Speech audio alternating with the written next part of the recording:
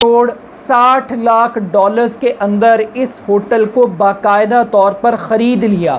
और इस होटल को ख़रीदने के हवाले से एक तवील होटल के मालिक के साथ एक लिटिगेशन का सिलसिला भी रहा। ये भी एक हिस्टोरिकल फैक्ट है। 99 साल ये होटल मुनाफा कमा कर देता रहा। 99 साल के बाद पहली मर्तबा गुज़श्ता साल इस होटल को 15 लाख डॉलर का नुकसान हुआ है। और ये वाहिद स्कैम है, ये वाहिद ख़सारा है जिसके बारे में पीटीआई की हुकूमत ये नहीं कह सकती कि ये ख़सारा मुस्लिम लीग नून की वजह से हुआ है, पीपल्स पार्टी की क़यादत की वजह से हुआ है।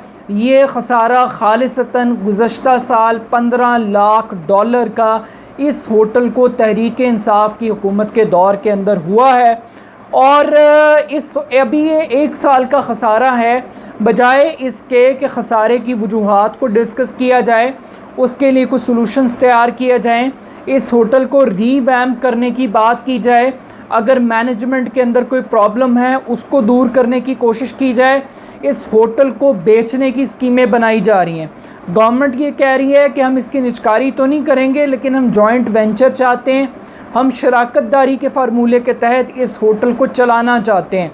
अब ये 3 स्टार होटल है। एक और होटल जो कि पेरिस के अंदर वाक़ है वो 5 स्टार होटल है, जो वो भी रियासत पाकिस्तान की और पीआईए की मलकियत है। मगर इंटरेस्टिंग बात यह है कि पाकिस्तान के अंदर एक सेट पैटर्न है इदारों को तबाह करने का।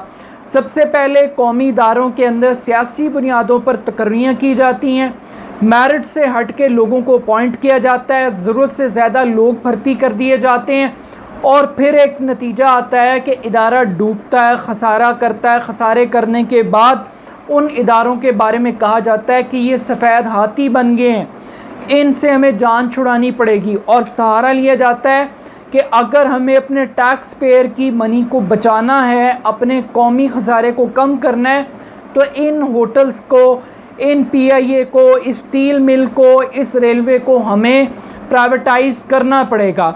अब सवाल ये पैदा होता है कि प्राइवेट सेक्टर के पास ऐसी कौन सी रॉकेट साइंस है, ऐसी कौन सी गिद्दड़ सिंगी है जो सरकार के पास नहीं है।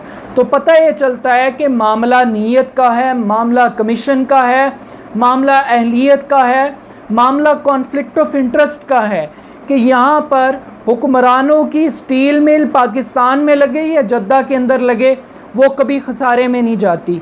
पीआईए मुनाफा नहीं कमा सकती और एयर ब्लू ख़सारा नहीं कर सकती। क्यों? क्योंकि हुक्मरानों की ज़ाती मलकियत है।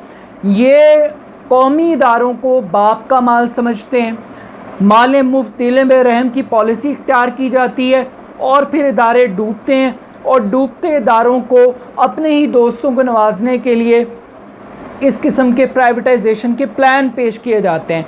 अब बड़ी अच्छी बात है कि जनाब प्राइवेटाइज़ कर दें, अगर सफ़ेद हाथी अगर आप नहीं चला सकती, रियासत के लिए अफोर्डेबल नहीं है, तो बिल्कुल प्राइवेटाइज़ कर दें। मगर सवाल ये है कि पाकिस्तान के अंदर प्राइवेटाइजेशन के बाद भी अगर इदारों का ख़सारा, अगर इदारों की नाअहली, अगर इदारे डिलीवर नहीं करते और गालियाँ हुकूमत नहीं खानी है और लायबिलिटीज़ हुकूमत नहीं पे करनी है, तो फिर इस प्राइवेटाइजेशन का फ़ायदा क्या है? कराची के अंदर आपने बिजली का निज़ाम एक प्राइवेट कंपनी को दे दिया के इलेक्ट्रिक को। आज लोड शेडिंग है कराची के अंदर, आज उनकी ट्रांसमिशन लाइन नेशनल ग्रिड से बिजली नहीं ले सकती, आज वहाँ पे बिजली महंगी दी जा रही है और गालियाँ किसको पड़ रही हैं? फेडरल गवर्नमेंट को पड़ रही हैं। गैस किसने देनी है? फेडरल गवर्नमेंट ने देनी है। फ्यूल किसने देना है? फर्नेस ऑयल किसने देना है? फेडरल गवर्नमेंट ने देना है। मुनाफा किसने कमाना है? के इलेक्ट्रिक ने कमाना है, प्राइवेट पार्टी ने कमाना है। और ट्रांसमिशन लाइंस को पे और पैसे किसने खर्च करने, इसके बारे में किसी को नहीं पता। ये ख़सारा सरकार को भुगतना पड़ेगा। तो अगर आवाम को रिलीफ नहीं मिल सकता प्राइवेट सेक्टर से चीज़ें प्राइवेटाइज़ करके और लाइबिलिटी सरकार ने देनी है, तो ऐसी प्राइवेटाइजेशन का फ़ायदा क्या है? अब एक और मिसाल देता हूँ जी, पीटीसीएल हमने सेल आउट की। अब पीटीसीएल सेल आउट करने के बाद कितने पैसे सरकार को मिले, कितने एग्रीमेंट के मुताबिक मिलने चाहिए थे और कितना शेयर मिला, आप उसकी परफॉर्मेंस कैसी है पीटीसीएल की, उसकी कारकर्दगी क्या है, एक लम्हे के लिए छोड़ दें। लेकिन कौमी ख़जाने को क्या बचा? तो यहाँ पता ये लगता है कि लोग पैसे बना रहे हैं रियासती इदारों को, रियासती इदारों का इंफ्रास्ट्रक्चर इस्तेमाल करके, मगर सरकार को कुछ नहीं मिल रहा, एक आम आदमी को कुछ नहीं मिल रहा। तो आई थिंक कि ऐसी प्राइवेटाइजेशन पॉलिसीज़ का न सरकार को फ़ायदा है न रियासत को फ़ायदा है, बजाय इसके कि हम ये तलाश करें कि हमारे इदारे डूबते क्यों हैं, हम क्यों मेरिट के ऊपर तकर्रियाँ नहीं करते, हम क्यों ज़रूरत से ज़्यादा लोगों को अपॉइंट करते हैं। इन मसाइल को एड्रेस करने की बजाय हमारी हर स्कीम ये है कि किसी तरीके से PIA बेच दें, किसी तरीके से स्टील मिल बेच दें, किसी तरीके से हम रेलवे को सेल आउट कर दें। अब स्टील मिल देख लें आप कि 2008 तक तकरीबन मीडिया रिपोर्ट के मुताबिक 10 अरब रुपए का प्रॉफिट था स्टील मिल का। आपको इस मुल्क में पूछने वाला नहीं है कि आखिर 2008 के बाद ऐसा क्या हुआ कि ये स्टील मिल जो 10 अरब का प्रॉफिट कमा रही थी वो खसारे के अंदर चली गई। ये डिबेट कोई नहीं करेगा। किसने स्टील मिल की गैस रोकी, किसने स्टील मिल के अंदर ज़रूरत से ज़्यादा लोग भर्ती किए, पॉलिटिकल पार्टीज़ ने कैसे रिश्वत के तौर पे इस्तेमाल किया, तो रीज़न नहीं तलाश की जा रही। और अगर इस मुल्क ने प्राइवेटाइजेशन के ऊपर ही चलना है तो फिर वज़ीर आज़म भी प्राइवेटाइज़ कर दें, काबीना भी प्राइवेटाइज़ कर दें और इस पूरे मुल्क की पार्लियामेंट को, इस डेमोक्रेटिक सिस्टम को भी प्राइवेटाइज़ कर दें। क्योंकि ये तो फिर निज़ाम चला नहीं सकते, और अगर ये चला नहीं सकते फिर ये किस खेत की मूली, और इनकी हमें ज़रूरत क्या है।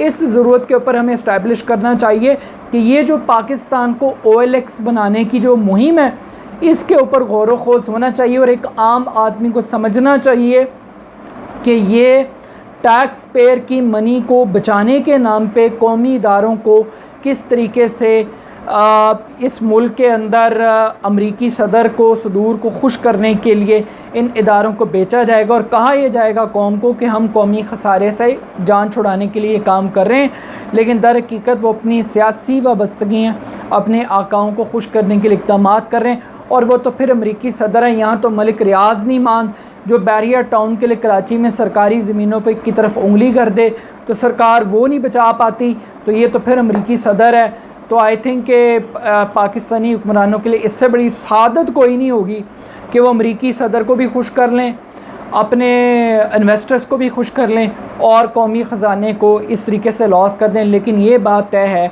कि इस खसारे का ज़िम्मेदार इमरान खान साहब हैं, उनकी काबीना है जिसने गुज़श्ता 1 साल के अंदर इस होटल को खसारे की जानिब बढ़ाया।